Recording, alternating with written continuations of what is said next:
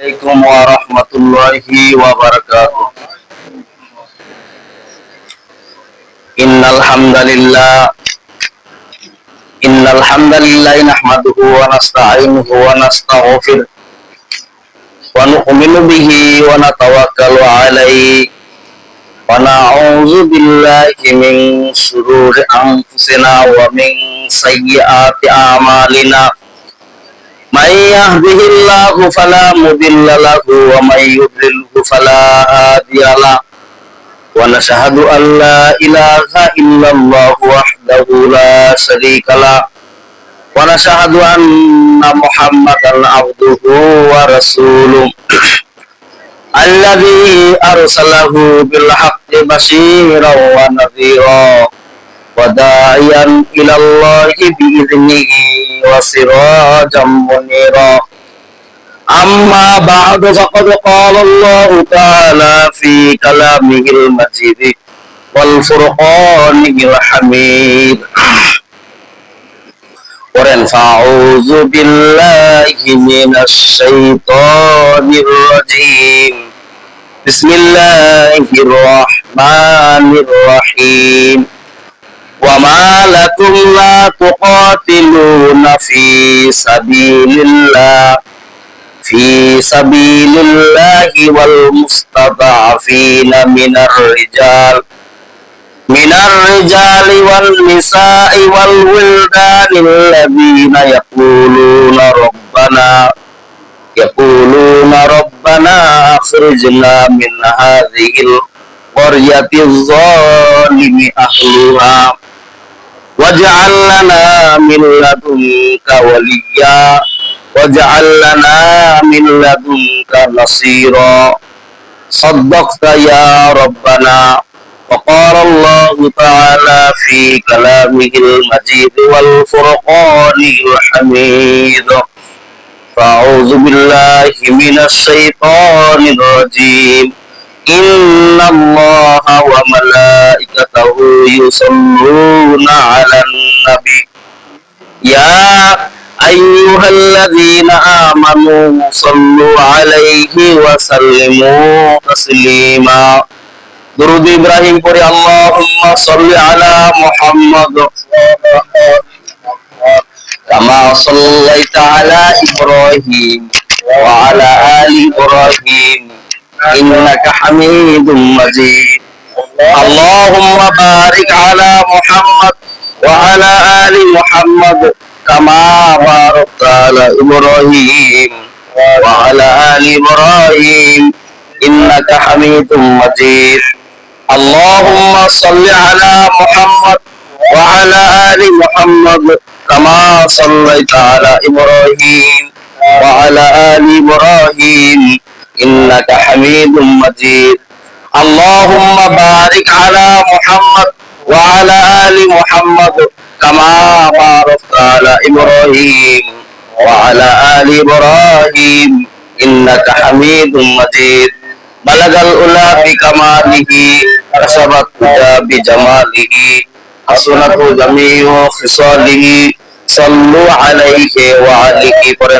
بلغ الأولى بكماله حسنت جميع خصاله صلوا عليه وعليه. رہے میرے مسکن حوالی کعبہ بنے میرے مدفن دیار مدینہ. بلغ العلا بکمالہ حسنت جمیع خصالہ صلو علیہ وآلہ.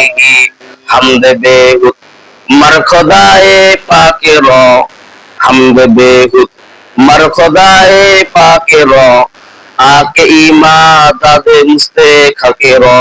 بلغ العلا بکمالہ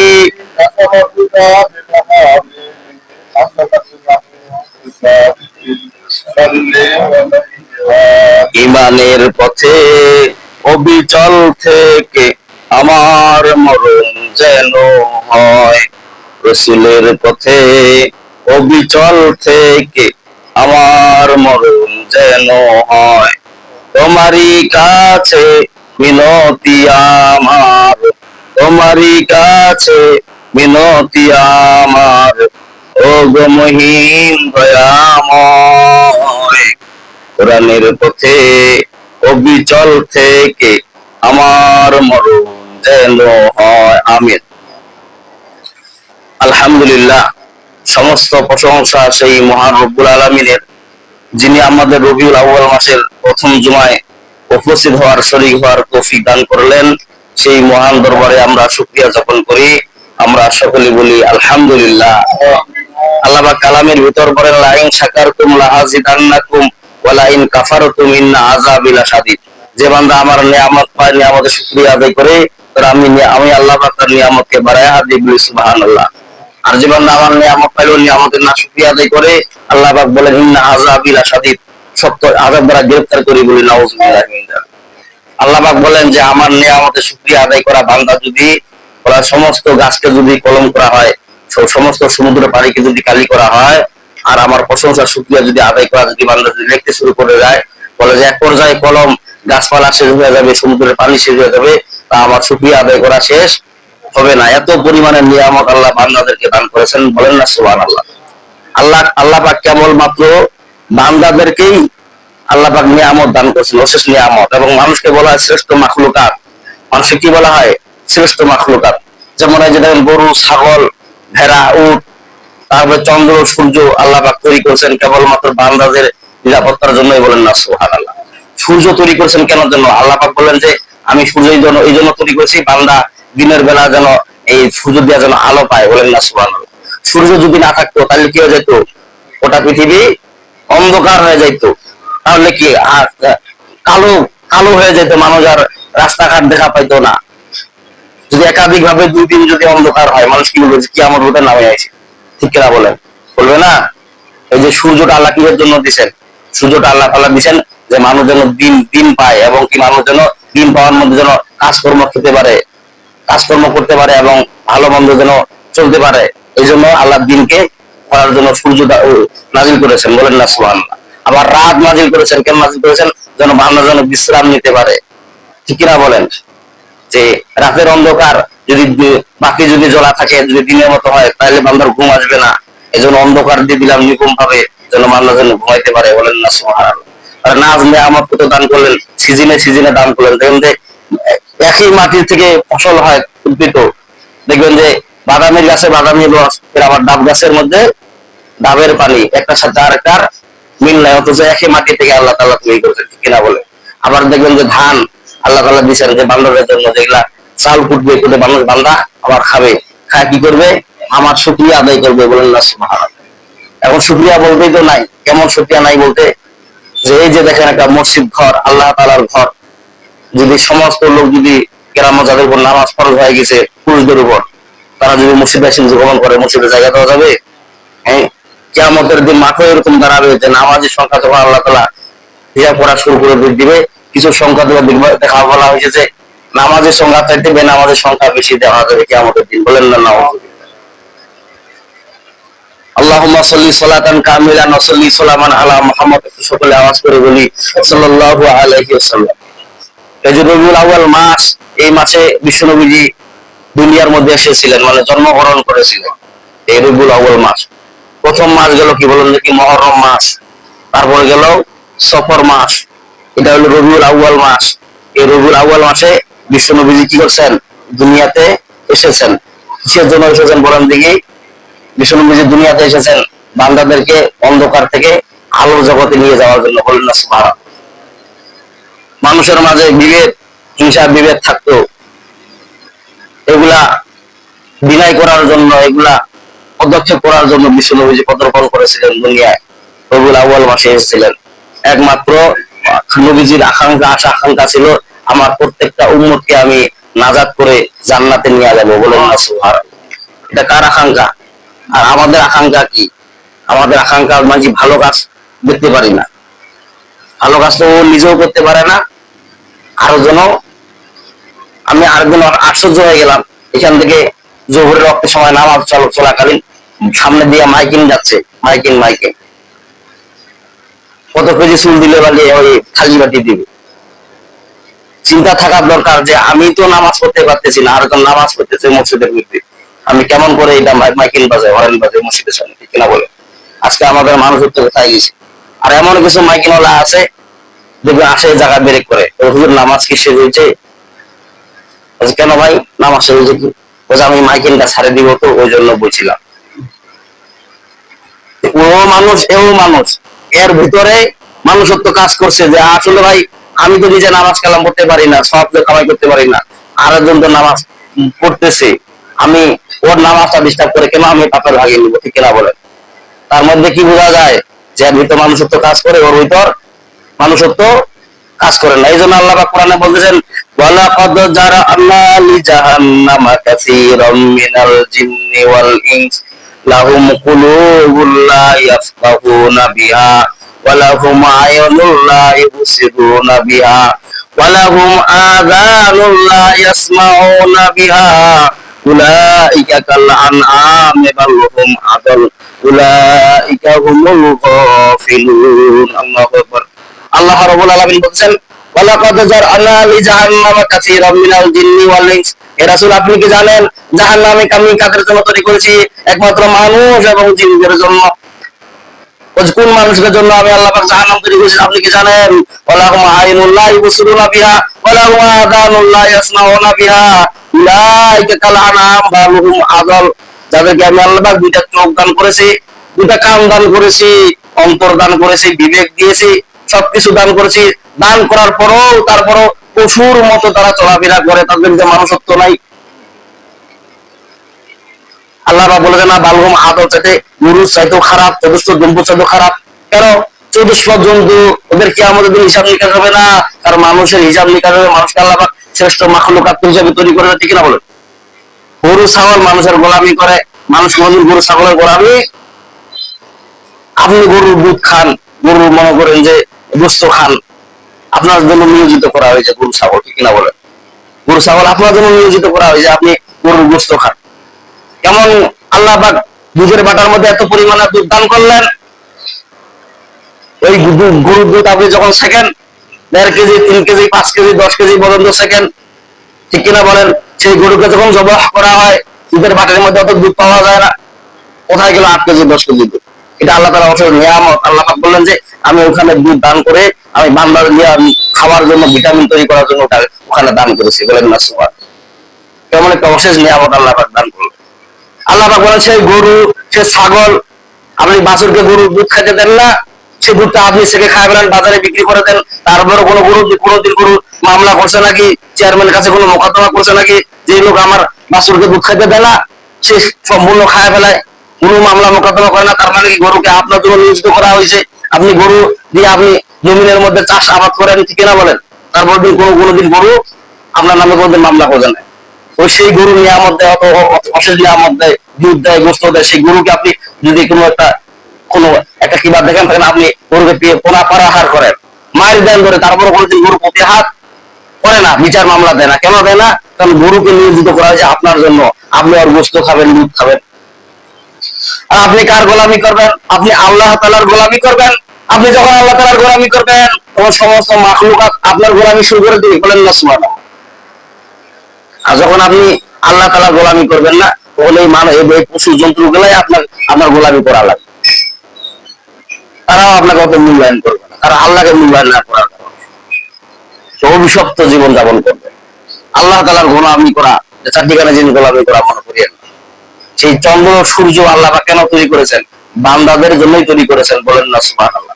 এই যে সূর্য 9,30,00,000 মাইল উপরে আছে, এখান থেকে তাপ দিচ্ছেন, আপনি তাপ সহ্য করতে পারতেছেন না। ওদের রোজ কেমন হাত মাথার উপরে সূর্য থাকবে, তখন কেমন বসা হবে? তখন আল্লাহ তাআলার আরশের ছায়া ছাড়া আর কোনো ছায়া থাকবে না। 7 শ্রেণীকে আল্লাহ পাক ওদেরকে আমাদের দিন আরশের ছায়ার নিচে জায়গা দিবেন। তার মধ্যে 1 নম্বর হলো ইনসাফ করে আদেল, যারা ন্যায় কোরআন বিচার করে। এখন তো বিচার তো অন্যরকম বিচার হয়ে গেছে। কেমন বিচার হয়ে গেছে? যে মুখে পানি নেয় না, ঢিলা কলম না, পোষা পায়খানা করে না, ওরাই আলেম ওলামার বিচার করে, হক লোকের বিচার করে। আগে তো ওর বিচার করা দরকার যে ভাই আপনি সিগারেট খাচ্ছেন, এটা তো একটা অপরাধী কাম করলেন, ঠিক না বল? কেন আমি বিচার করি? আমি টাকাওয়ালা অর্থ সম্ভব লোক, আমাকে মানুষ মূল্যায়ন করে, ও আলেম হচ্ছে যে কি হয়েছে, ওর কাছে অর্থ সম্ভব নাই, ওর বিচার সে কজনে মানবে, ঠিক কিনা বলে? টাকাওয়ালা অত সম্পদ আছে, এই জন্য একটা নামাজি লোকের বিচার করে। বলে ভাই কেমন বিচার করে? ওই উল্লাহ খালে কাম করছিস তুই। ও যেটা রায় দিবে, একটা মদখোর, একটা বিড়িখোর, একটা প্রস্রাব করে যে পানি নেয় না, ঢিলাগুলো নেয় না, ও মনে করে একটা নামাজি লোকের বিচার করে। কেমন করে? ওই হুজুর গুলা যত ফেকরা, ওই যে কি ওই নবীজির আমলে নবীজি তো টিস্যু ব্যবহার করে নাই, ব্যবহার করছে আপনার ঢিলাগুলো, মাটির ঢিলা, আর আপনারা টিস্যু ব্যবহার করছেন। ওই ফের বড় হাদিস মুফাসসির ব্যাখ্যা লিখছেন যে তখনকার যুগে এটা প্রযোজ্য ছিল, এখন তো ঢিলাগুলো পাওয়া যায় না, বেশিরভাগ টিস্যু পাওয়া যায়। আপনি সফরের মধ্যে যাচ্ছেন, তখন কি ঢিলাগুলো পাওয়াটা করতে নিয়ে যাবেন না? এটা কেমন হাস্যকর জিনিস দেখায় না? এখন কথা যে হুজুর ওই তখনকার তাফসীর আর আপনারা ফালাফালি করেন, তাহলে আমি পালিয়েই জন্য ব্যবহার করি না, প্রসাব দিয়া করে ঝাড়া দিয়া উঠে পালে। বলছে কেন? ওদের ঢিলাগুলো আর টিস্যুলা তোমার আল্লাহ হয়েছে, আমার আল্লাহ নয়। বললেন না নাউজুবিল্লাহ নিয়ে তোমরাই ফালাফালি করো। আমি আপনাদের সামনে যে আয়াতে কারিমা তেলাওয়াত করেছি সূরা নেসার 75 নম্বর আয়াত, কত নম্বর আয়াত? সূরা নেসার 75 নম্বর আয়াত আমি আপনাদের সামনে তেলাওয়াত করেছি। এই আয়াতটা নাযিল হয় কখন? বিশ্বনবীজি যখন মক্কা থেকে যখন মদিনায় হিজরত করেন। কোথায় হিজরত করেন? নবীজির জিন্দেগি কয়টা বলেন দেখি? দুইটা জিন্দেগি। কুরআন কয় ভাগে বিভক্ত করা হয়েছে? দুই ভাগে বিভক্ত করা হয়েছে, একটা মক্কা, একটা মদিনা। মক্কা যখন বিশ্বনবী ছিলেন তখন যখন কোরআন আয়াত নাযিল হতো সেটাকে মাক্কি সূরা বলা হয়, আর মদিনা যখন ছিলেন তখন যখন নাযিল হতো ওটা মাদানী সূরা বলা হয়। এই যে মক্কি আর মাদানী দুই ভাগে বিভক্ত। বিশ্বনবীজি এই কোরআনকে দুই ভাগে বিভক্ত করা হয়েছে, মক্কা আর মদিনা। বিশ্বনবী যখন মক্কা থেকে যখন মদিনা গমন করলেন, কেন গমন করলেন? কাফেরদের অত্যাচারে ওই যে রাতে অন্ধকারে বিশ্বনবীকে মারার জন্য পায়তারা করলেন। বিশ্বনবীজি 23 বছর জিন্দেগির মধ্যে 17 বছর থেকে 40 বছর বয়স পর্যন্ত, এখানে 23 বছর জিন্দেগির মধ্যে এর আগে কোনো কোরআনের কথা, হক কথা বলে নাই, এই জন্য ওর উপর কোনো প্রসারণ করা হয়নি। যখন এই বিশ্বনবীজি কোরআনের কথা বললেন, হালাল হারামের কথা বললেন, সুদ ঘুষের কথা বললেন, তখন এই বিশ্বনবীর মধ্যে কাফেরের মক্কার কুমার বংশেরা অত্যাচার শুরু করে দিয়ে দিল। তখন এই বিশ্বনবীজি মক্কা ছেড়ে কোথায়? মদিনায় ভ্রমণ করলেন। কেন হিজরত করলেন? এই কাফেরদের অত্যাচারে। বিশ্বনবী যখন মক্কা ছেড়ে যখন মদিনায় ভ্রমণ করলেন, মদিনা যাওয়ার পরে বিশ্বনবীজি সেখানে রাজকীয় হয়ে গেলেন, বলেন না সুবহানাল্লাহ। মক্কাটা ছিল বিশ্বনবীর জন্ম একটা ভূমিষ্ঠ, সেখানে বিশ্বনবী জন্মগ্রহণ করেছেন। সেই মক্কাটা জন্মের মায়া ছাড়ে দিয়া তিনি মদিনায় ভ্রমণ করলেন। কেন? ইসলামের খাতির থেকে তাকে মারার জন্য পায়তারা করছিল, এই জন্য বিশ্বনবীজি মক্কা ছেড়ে মদিনায় ভ্রমণ করলেন। মদিনায় যখন ভ্রমণ করলেন, মদিনার কাফেরদেরকে ইসলামের দাওয়াত দিচ্ছেন। এক পর্যায়ে বিশ্বনবীজি বিজয় লাভ করলেন ইসলামের পথে, ইসলামের দাওয়াত দেওয়ার কারণে, বলেন না সুবহানাল্লাহ। যখন ইসলামের বিজয় দান করলেন, বিশ্বনবীজি তখন মদিনায় রাজকীয় হয়ে গেলেন, সেখানকার বাদশাহ হয়ে গেলেন, বলেন না সুবহানাল্লাহ। এই জন্য একটা গজল আছে না যে দুজাহানের বাদশাহ নবী খেজুর পাতার বিছানার মধ্যে শুয়েছিলেন, একটা গজল আছে না? দুজাহানের বাদশাহ নবী বাদশাহগিরি করলেন না, তার বিছানা ছিল খেজুর পাতার বিছানা, বলেন না সুবহানাল্লাহ। তিনি বাদশাহগিরি ছিলেন, তারপর খেজুর পাতার মধ্যে তিনি বিশ্রাম করতেন, বলেন না সুবহানাল্লাহ। কেমন বাদশাহী পেয়েছে? মদিনায় যখন বাদশাহী পেলেন, আরাম আয়েশে খাওয়া শুরু করে দিলেন, ভালোই চলতেছিল। হঠাৎ করে মক্কার কাফেররা, কুরাইশ বংশের কাফেররা মক্কার অসহায় নারী এবং পুরুষদের প্রতি অত্যাচার শুরু করে দিল, বলেন না নাউজুবিল্লাহ। কুরাইশ বংশ ছেড়ে বিশ্বনবী যখন মদিনায় গমন করলেন, মদিনা যাওয়ার পরে ঘরে রাজকীয় পেলেন, রাজকীয় ভালোভাবে চলতেছেন, সুন্দর খাচ্ছেন, বেড়াচ্ছেন, কোনো টেনশন নাই নবীজির, সুন্দর ভাবে চলতেছেন, কোনো নির্ভেজাল, কোনো ভেজাল নাই। হঠাৎ করে মক্কার কুরাইশ বংশের কাফেররা অসহায় নর নারীর প্রতি এবং শিশুদের প্রতি অত্যাচার শুরু করে দিয়ে দিল। শিশুদেরকে পা ধরে উঁচু থেকে নিচে থেকে আছাড় মারে ফেলায়। তারপরে কুরাইশ বংশের অসহায় নারী যেগুলো আছে, ওই নারীদের প্রতি ধর্ষণ করা শুরু করে দিয়ে দিল, আর পুরুষদের প্রতি নির্যাতন চালা শুরু করে দিয়ে দিল। এই এলহাম বিশ্বনবীজির কানে গেলেন। বিশ্বনবীজি তখন কোথায় ছিলেন বলেন দেখি? মদিনায় ছিলেন। মদিনায় তিনি রাজকীয় হালতে চলতেছেন, আরাম আয়েশে চলতেছেন। এই ঘটনা মক্কার কাফেররা যখন মক্কার নারীর উপর অত্যাচার শুরু করে দিল, এই অত্যাচারের কথা নবীজির কানে গেলেন। নবীজি যখন ভাবলেন যে আমি তো এখানে রাজকীয় ভালো ভাবে চলতেছি, আমি তো ভালো আরাম আয়েশ করতেছি, মক্কার কাফেররা ওদের প্রতি ওরাই তো আমাকে ছাড়াই দিছি, যাদের উপর নির্যাতন চালাচ্ছে তারাই তো আমাকে পরিকল্পনা করে, আমাকে ষড়যন্ত্র করে আমাকে হেস্ত নষ্ট করে আমাকে মদিনায় পাঠাই দিল, আমি মদিনা আসে আরাম আসে খাচ্ছি, ওরা মার খাচ্ছে খাওয়া, আমার কি কাছে যায়? এরকম লোক আছে না নাই? এরকম প্রকৃতির লোক আছে না নাই? আমি এক এলাকায় বসবাস করি, ওই এলাকার মধ্যে লোক আমার নির্যাতন চালাইছে, এই জন্য আমি আরেক এলাকায় যা বসবাস করতেছি, ওখানে রাজকীয় হালত পাচ্ছি, খাওয়া দাওয়া পাচ্ছি, আর ওই এলাকায় মারামারি লাগছে, অসহায় শিশু নারী মানুষ নির্যাতন ভাবে মারতেছে, আর আমি আর আসবো, এটা তোমরা তোমরা এলা বুঝো খেলা। এরকম লোক আছে না নাই? আল্লাহ পাক বরদাস্ত করলে পারলেন না, আল্লাহ পাক সূরা নিসার ৭৫ নম্বর আয়াত নাযিল করে দিলেন। আল্লাহ পাক বলতেছেন, ওয়া মা লাকুম লা তুকাতিলুনা ফি সাবিলিল্লাহি ওয়াল মুস্তাদআফিনা মিনার রিজালি ওয়ান নিসাই ওয়াল উলদানিল্লাযিনা ইয়াকুলুনা রাব্বানা আখরিজনা মিন হাযিহিল ক্বরয়াতিল যালিমি আহলুহা واجعل لنا من لدنك وليا واجعل لنا من لدنك نصيرا। আল্লাহ কোরআনের আয়াত নাযিল করে দিলেন, হে রাসূল ওমা লাকুম, কি হলো আপনার, ওমা লাকুম আপনি কি হলো, মক্কা ছেড়ে আপনি মদিনায় গমন করলেন, মদিনার রাজকীয় হালত হলেন, ছাইশার মতো চলতেছেন, আপনি কি জানেন না ওমা লাকুম লা তুকাতিলুনা ফি সাবিলিল্লাহ, ওমা লাকুম তোমাদের কি হলো, লা তুকাতিলুনা ফি সাবিলিল্লাহ আল্লাহর রাস্তায় কেন তোমরা জিহাদ করো না?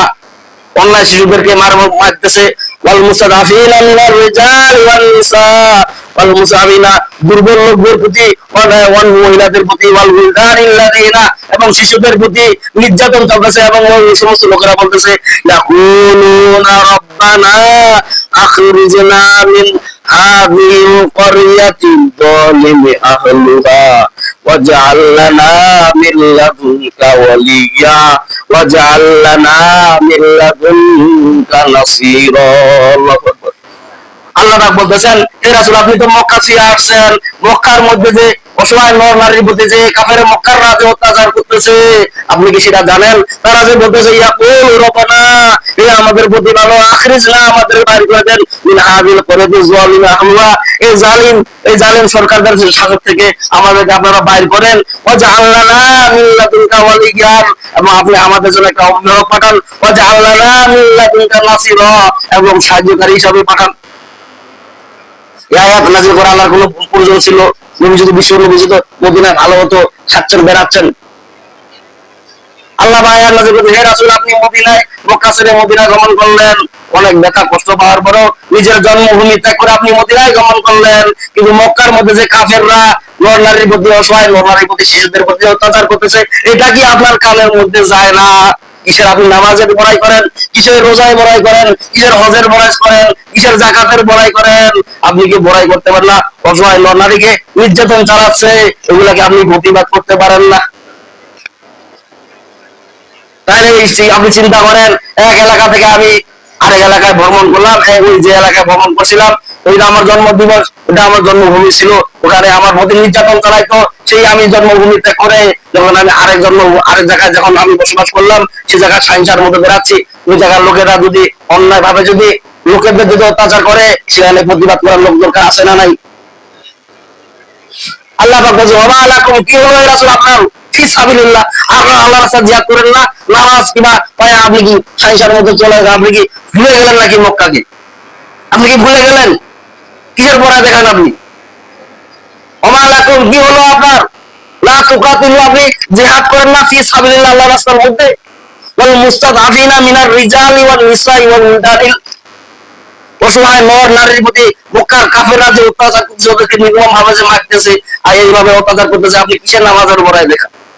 আপনি কিসের যাকাতের বড়াই দেখান? আপনি কিসের হজের বড়াই দেখান? আপনি ওখানে সাইন্সার মতো চলেন, অথচ আশেপাশের লোক না খায়া মরে থাকে, সেদিকে আপনি বরকত করেন না। আপনি বলেন যে আমি বড় হাজি, বড় নামাজি, বড় বুজুর্গ, ওভাবে বড়াই দেখান, কিসের বড়াই দেখান? আপনার এগুলো আওয়াজ কি আপনার কানের মধ্যে যায় না?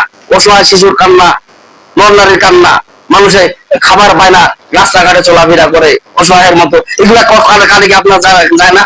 ওমা লাকুম কি হলো তোমাদের, লা তুকাতিলু তোমরা জিহাদ কেন করো না, আল্লাহ রাস্তায় কেন নামো না কেন? ফি সাবিলিল্লাহ আল্লাহর রাস্তার মধ্যে, ওয়াল মুস্তাদআফিনা মিনার রিজালি ওয়ান নিসাই ওয়াল উলদান যারা অসহায় নর নারী রাস্তার মধ্যে আছে, মুসাফির হালতে চলে, আপনি সাইন্সার মতো চলেন। আর তারা বলে যে ইয়াকুলু রব্বানা, ইয়াকুলু হাই রব্বানা, হে আমাদের প্রতিপালক, আখিরিজনা মিন হাযিল ক্বরিয়াতিল যালিমি আহলুহা, আপনি এই জালিম সরকার থেকে আমাদেরকে নিরাপত্তা হিসাবে বাড়ি করেন, এবং কি ওয়াজআল লানা মিন লাদুনকা ওয়ালিয়্যা, এবং সাহায্যকারী হিসাবে আপনি অভিভাবক আমাদেরকে পাঠান, ওয়াজআল লানা মিন লাদুনকা নাসিরা, এবং সাহায্যকারী হিসাবে আমাদেরকে কাউকে পাঠান। আপনার টাকা পয়সা আছে, অর্থ সম্পদ, আপনি সাইসার মতো চলেন, নামাজ পড়েন, রোজা করেন, হজ করেন, যাকাত করেন, পাশের একটা লোক না খায় থাকে, আল্লাহ বলছেন ওমা লাকুম, তোমার কি হইলো, কি হইলো তোমার, লা তুকাতিলুনা ফি সাবিলিল্লাহ, ওই অসহায় লোকটা না খায় আছে, কেন তুমি ওকে সাহায্য করো না? তুমি কিসের নামাজের বড়াই করো? আল্লাহ পাক আয়াত নাযিল করে বলছেন, হে রাসূল, আপনি কিসের রাসূলের বড়াই করে দেখা বেড়ান? কিসের আপনি নামাজের বড়াই করেন, কিসের হজের বড়াই করেন? পাশের লোক না খায় থাকে, আপনি চুপ করে থাকেন। তারা যে বলে ইয়াকুলুনা রব্বানা, তারা যে বলে হায় আমাদের রব, আখরিজনা মিন হাযিল ক্বরিয়াতিল যালিমি আহলুহা, এই জালিম সরকার থেকে আমাদেরকে বাড়ি করেন, আমাদের কোনো খোঁজ খবরই তারা রাখে না। এমন একটা দেশে থেকে আমাদেরকে দান করেন, এমন একটা নেতা আমাদের দান করেন, এমন একটা এলাকার রাজকীয় লোক আপনার কি আমাদের মাথায় চাপাই দেন, তারা কি করবে? তারা আমাদের অভিভাবক হয়ে যাবে। অসহায় লোকের অভিভাবক তারা, যাদের মা নাই বাবা নাই, যারা মুসাফির হালতে চলে, কষ্টে চলে, তাদের অভিভাবক হিসাবে একজনকে পাঠান। আর আপনি কেমন, আপনার টাকা পয়সা অর্থ সম্পদ হয়ে গেছে, আপনি একজনকে অভিভাবক হইতে পারেন না? আল্লাহ নবী অভিভাবক হয়ে আছেন। বিশ্ব নবী কেমন অভিভাবক ছিলেন? বিধবা নারী তাদের বাড়ি বাস দিয়া যাইতেন, আর বলতেন যে তোমাদের কোনো খরচ লাগবে নাকি, কোনো বাজার খরচ লাগবে নাকি? যদি বাজার খরচ লাগে আমার রসুলকে বলো, আমি তোমার বাজার খরচ করে দিয়ে দেবো।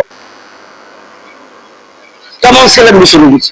হযরত ওমর রাদিয়াল্লাহু আনহু একই কথা বলতেন, বাড়ির আশেপাশে অসহায় লোকের বাড়ির আশেপাশে দিয়ে যাতায়াত করতেন, আর বলতেন তোমাদের কিছু প্রয়োজন আছে নাকি, আমার ওমরকে বলো, আমি তোমাদেরকে সাহায্য করবো। দেখেন না সূরা নিসার ৭৫ নম্বর আয়াত, দেখেন এটা কি এমনি নাযিল হয়েছে নাকি? দেখি আমার বাবার বাড়ির কথা নাকি, মুখের কথা নাকি? দেখি কেউ আয়াত বানাতে পারবে? আল্লাহ পাক স্পষ্ট বলেছেন, ওয়া মা লাকুম লা তুকাতিলুনা ফি সাবিলিল্লাহি ওয়াল মুস্তাদাফিনা মিনার রিজালি ওয়ান নিসাই ওয়াল উলদানিল্লাযিনা ইয়াকুলুনা রাব্বানা আখরিজনা মিন হাযিহিল ক্বরিয়াতিল যালিমি আহলুহা ওয়াজআল লানা মিন লাদুনকা ওয়ালিয়্যা ওয়াজআল লানা মিন লাদুনকা নাসীরা।